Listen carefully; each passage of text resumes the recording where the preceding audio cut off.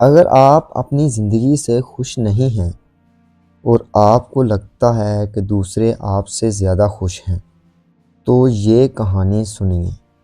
یہ کہانی ایک چھوٹی سی چونٹی کی ہے جس نے خوشی کا راز جاننے کے لیے پوری دنیا گھوم لی، مگر جو جواب اسے ملا وہ تمہیں حیران کر دے گا۔ ایک چھوٹے سے گاؤں میں ایک پرانے درخت کی جڑوں میں ایک چھوٹی سی چمٹی رہتی تھی۔ وہ ہر روز اپنی زندگی سے پریشان رہتی۔ اسے لگتا تھا کہ وہ بہت چھوٹی ہے، کوئی اسے اہمیت نہیں دیتا۔ دوسرے جانوروں کے مقابلے میں اسے اپنی زندگی بیکار لگتی تھی۔ وہ سوچتی تھی کہ کوئی اسے نوٹس نہیں کرتا، کوئی اس کی بات نہیں سنتا اور اس کی زندگی میں کوئی مقصد نہیں۔ ایک شام وہ ایک پتھر پر بیٹھی رو رہی تھی۔ ایک بوڑھا فقیر وہاں سے گزر رہا تھا۔ اس نے چونٹی کو دیکھا اور پوچھا، بیٹی یہ آنسو کیوں؟ چونٹی نے سسکتے ہوئے کہا، بوڑھے فقیر میری زندگی دکھوں سے بھری ہوئی ہے، کوئی مجھے پسند نہیں کرتا۔ بوڑھے فقیر نے مسکراتے ہوئے کہا، خوشی تیرے دل میں ہے، ہر حال میں خوش رہنا سیکھو، اپنی قدر کرو۔ مگر چونٹی کے آنسو نہ رکے۔ وہ روتی رہی اور کہتی رہی کہ اس کی زندگی بے معنی ہے۔ آخر کار بوڑھے فقیر نے گہری سانس لی اور کہا، اچھا بیٹی بتا تو کیا چاہتی ہے؟ اگر تجھے زندگی میں دوبارہ موقع ملے تو کیا بننا پسند کرے گی؟ میں تجھے وہ بنا دوں گا۔ چونٹی کی آنکھوں میں چمک آئی۔ اس نے فوراً کہا، میں ایک رنگ برنگی تتلی بننا چاہتی ہوں۔ سب مجھے دیکھیں گے، میری خوبصورتی کی تعریف کریں گے اور میں آزاد ہو کر پھولوں پر ناچوں گی۔ بوڑھے فقیر نے سر ہلایا اور کہا، ٹھیک ہے، مگر ایک شرط ہے۔ تو پہلے تتلی سے جا کر پوچھ کہ وہ اپنی زندگی سے خوش کیوں ہے۔ اگر تو خوشی کا راز جان لیتی ہے تو پھر میں تجھے تتلی بنا دوں گا۔ چونٹی خوشی سے اچھلتی ہوئی نکل پڑی۔ وہ ایک پھول پر گئی جہاں ایک تتلی اپنے رنگین پروں کو ہلا رہی تھی۔ چونٹی نے کہا، اے تتلی تم کتنی خوبصورت ہو، سب تمہیں دیکھ کر خوش ہوتے ہیں، تم تو بہت خوش ہوگی۔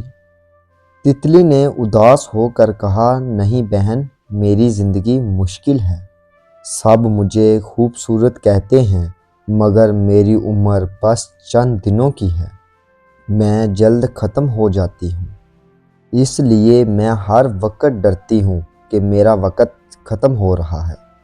مجھے لگتا ہے شہد کی مکھی سب سے خوش ہے کیونکہ وہ شہد بناتی ہے اور سب کے لیے مفید بھی ہے۔ چونٹی تتلی کو چھوڑ کر ایک باغ میں شہد کی مکھی کے پاس گئی۔ مکھی پھولوں سے رس پی رہی تھی۔ چونٹی نے کہا، اے مکھی تم شہد بناتی ہو جو سب کو پسند ہے، تم تو بہت خوش ہوگی۔ مکھی نے اداس آواز میں کہا، نہیں بہن، میری زندگی آسان نہیں، میں دن رات محنت کرتی ہوں مگر لوگ میرا شہد چوری کر لیتے ہیں، کبھی کبھی تو وہ مجھے مار بھی دیتے ہیں، میں اپنی محنت کی قدر نہیں پاتی۔ مجھے لگتا ہے خرگوش سب سے خوش ہے کیونکہ وہ جنگل میں آزاد گھومتا ہے۔ چونٹی جنگل کی طرف دوڑی جہاں ایک خرگوش ہری گھاس پر اچھل رہا تھا۔ چونٹی نے کہا، اے خرگوش تم کتنے مزے میں ہو، تم جنگل میں آزاد گھومتے ہو، تم تو بہت خوش ہو۔ خرگوش نے اپنے کان ہلائے اور کہا، نہیں بہن، میری زندگی اتنی اچھی نہیں، مجھے ہر وقت شکاریوں سے بھاگنا پڑتا ہے، کھانا ڈھونڈنا مشکل ہے اور میں ہر وقت ڈر میں رہتا ہوں۔ مجھے لگتا ہے پرندہ سب سے خوش ہے کیونکہ وہ آسمان میں آزاد اڑتا ہے۔ چونٹی ایک بلند درخت پر چڑھی جہاں ایک رنگین پرندہ گانا گا رہا تھا۔ اس کی آواز ہر طرف گونج رہی تھی۔ چیونٹی نے کہا، اے پرندے، تم آسمان میں آزاد اڑتے ہو، تمہاری آواز سب کو پسند ہے، تم تو بہت خوش ہو۔ پرندے نے اپنے پر ہلائے اور کہا، نہیں بہن، میری زندگی اتنی آسان نہیں، کھانا ڈھونڈنا پڑتا ہے، شکاری پیچھا کرتے ہیں، سکون کہاں؟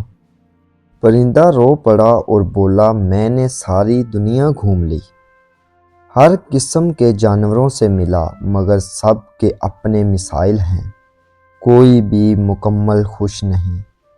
لیکن مجھے لگتا ہے چیونٹیاں سب سے بہتر زندگی گزارتی ہیں، وہ سب مل کر اپنی دنیا میں مگن رہتی ہیں، کوئی انہیں تنگ نہیں کرتا، وہ محفوظ ہیں۔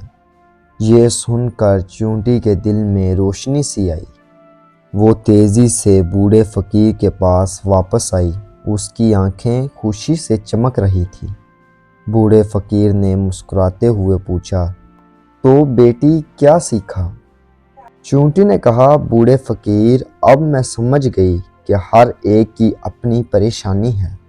تتلی اپنی عمر سے پریشان ہے، مکھی اپنی محنت کی قدر نہ ہونے سے، خرگوش شکاریوں سے، اور پرندہ سکون نہ ملنے سے۔ میں وہیں رہنا چاہتی ہوں جو ہوں۔ اب وہ پہلے سے زیادہ خوش تھی۔